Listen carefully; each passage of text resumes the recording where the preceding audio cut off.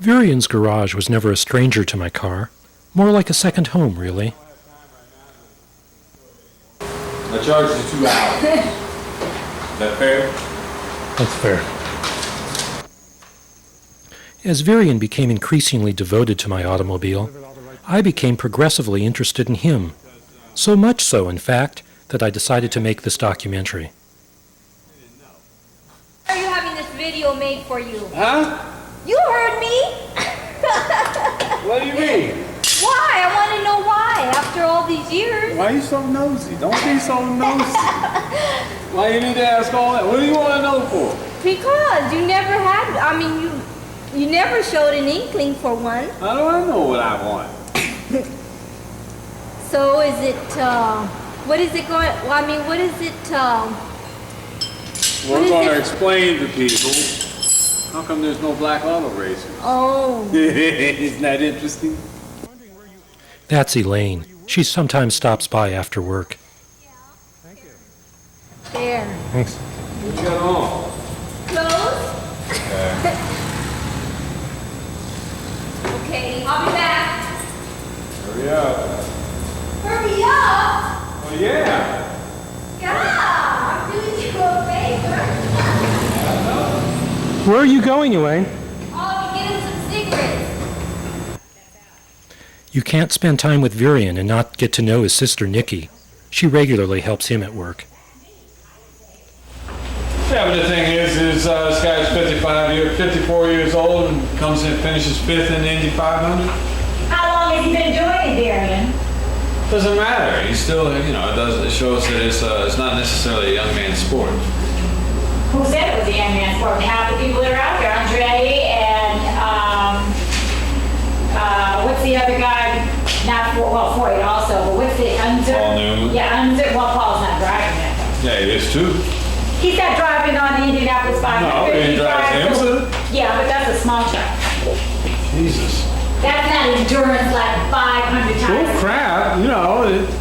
It's just as much endurance as all the rest. Okay, are you ready? Yes. Okay. You told me to look at this. We'll look at it later. Don't tell me what to do. Nikki's daughter, Ramona, runs the office for her Uncle Virian. Go up and get me this and fix me that and figure like I refuse to make coffee for him here because I don't drink the coffee. He drinks coffee, and he'd say that that's my duty because I'm a woman that I'm supposed to make coffee. I said, well, I don't drink coffee. You're the one in here that drinks coffee, so you make it yourself. And I get this all day because he won't call me by my name. So if I'm like doing something, I go, and I'll ignore him. And he just keeps pounding away. And I said, you want to speak to me? I said, you know my name. And he'll just keep doing away, pounding away. It didn't take me long to figure out that there was no dearth of opinion about Virian and his attitude toward women. Nor was he at all reluctant to fuel the battle between the sexes. Take his relationship with Lena, for example, the mother of Virian's infant child. She's a concert violinist from Russia. What's wrong with us? Why are we having problems? She says, I work too much. And I think about money all the time. And I say, well, yeah, that's the way you pay your bills. And that's the way you do, you get ahead. And it's a tool. And people judge you based on how strong your earning ability is. And she says, well, you're always thinking about money, so you don't have any time for a normal life. Well, Jesus Christ, You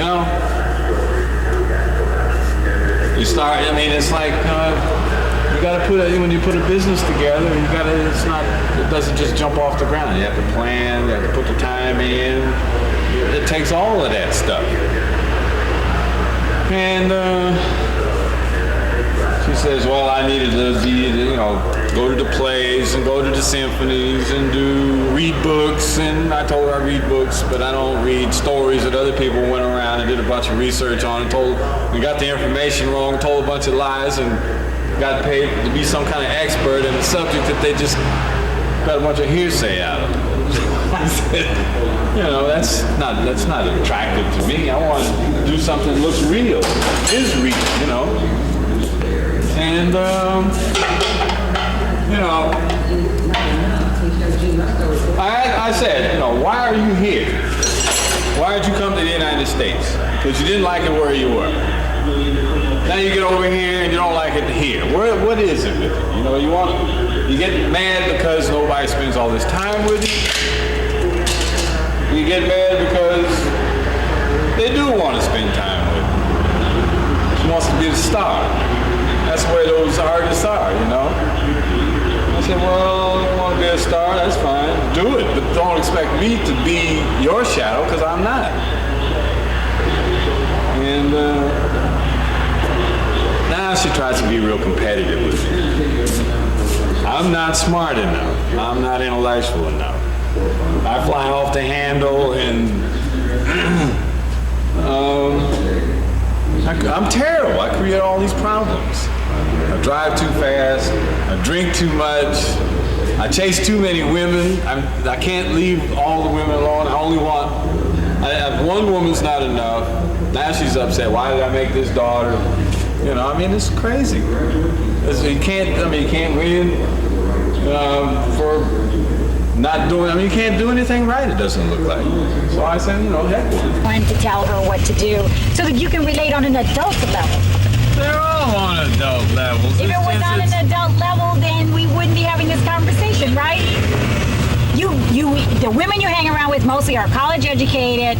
They are women who have some sort of artistic talent. They are accomplished in their own field to a certain degree. But you choose to degrade them for your own purposes, and there is absolutely no reason to do that. But he's got a lot of girlfriends, if you want to call them girlfriends, you know, these women, I mean, they call all day long. All day long, and they call him crying about this and crying about that, and there's Virian, you know, telling them that this is what you gotta do. He's always complaining, well, this one girlfriend doesn't want me talking to this one girlfriend, and this one says I have too many girlfriends, and I'm like, what is the attraction? Well, that's what I was going to ask you. I don't know. He treats them terribly, you know, I mean, it's like, from what I've never seen him actually with somebody. So I can't say from myself, seeing from what he says, you know, he treats them like dirt, you know. I think that's his general nature.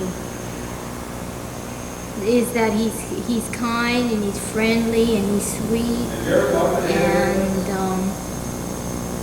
I mean, I really can't think of anything negative to say about him. So, well, you know, I just can't think of anything. Can't really say much because he's my uncle, so he's like stuck in my family, so it's not like I can disown him or anything. So I'm kind of stuck with him.